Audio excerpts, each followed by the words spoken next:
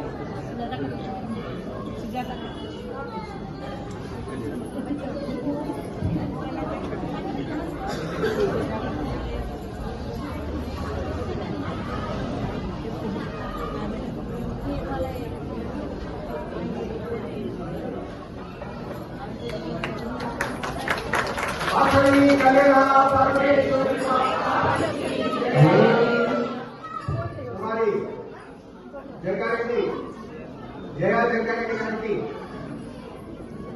సరస్వతమ్మ గారు కాటికొండ సరస్వతమ్మ గారు సన్మానించవలసిందిగా మనవి చేస్తున్నారు. దయచేసి ఎక్కడ ఉన్న సరస్వతమ్మ గారు ముందు రావాల్సిందిగా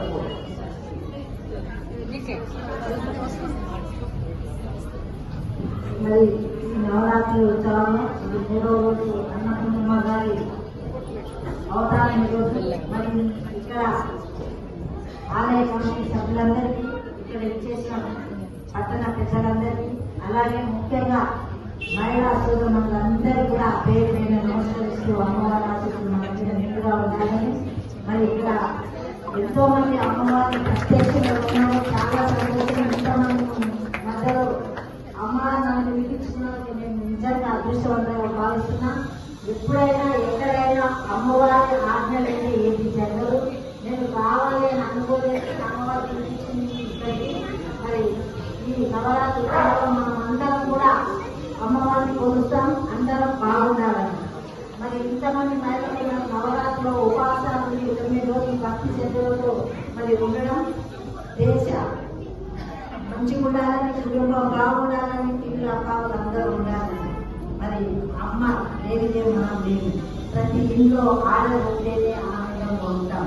అమ్మ ఆశీస్సులు మనందరి మీద ఉండి మనందరినీ బాగుండాలని కోరుకుంటూ మరి అమ్మ ఆశీస్సులు నిండుగా ఉండాలని, ముఖ్యంగా సదాశివపేట పట్టణంలో నేను రాష్ట్రమంతా తిరుగుతున్నా కానీ ఇంత భక్తి చక్రం నాకు ఎక్కడా కనపడదు. సదాశివపేట పట్టణంలోనే ప్రతి ఇంట్లో ప్రతి దేవాలయానికి ఎక్కువ కూడా భక్తితో ఉంటారు. అందుకే ధనం కూడా సదాశివపేట ఎక్కువ ఉంది. మరి మనం అందరం కూడా బాగుండాలని మరొకసారి కోరుకుంటూ మరి నాకు సీట్లో మీటింగ్ ఉంది. వాళ్ళని తొందరగా రావాల్సింది ఇచ్చినంత పోవాలనిపించలేదు. అమ్మ ఆత్మలో దేవుడు అమ్మ భవాని మాతాకి, వాసవి పరమేశ్వరి మాతాకి.